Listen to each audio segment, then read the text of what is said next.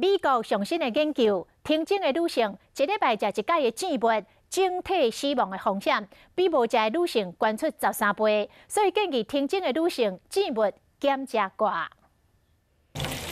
都煎好的鸡肉有够香，真想要食看卖。要毋过若食一喙有可能影响健康，你敢会阁想要食？美国一份针对10万名50岁到79岁停经后的女性所做的研究，发现每礼拜只要食一遍的女性，整体死亡风险比无食的女性悬出13倍，心脏血管的死亡风险悬出12倍。毋但安尼尔，心脏病死亡率嘛相对较悬。这份研究顶个月底刊伫英国医学期刊，引起大家关心。 国内医生嘛表示讲，爱食甜的物件，真够影响到咱的健康，一定爱谨慎。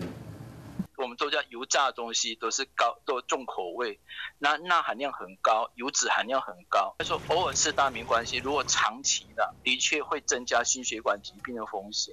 另外研究嘛显示讲，同款是食鱼啊，甲其他料理方式比较起来，你若甜的会减少营养，反倒等会影响到身体健康，尤其是甜过油拢循环再利用。 食物会输入有害物质，更较严重的就是，若是食的你是家己煎的，会输入这油烟。所以讲，你若希望家己活了水、活了健康，这煎的物件上好，莫食伤济。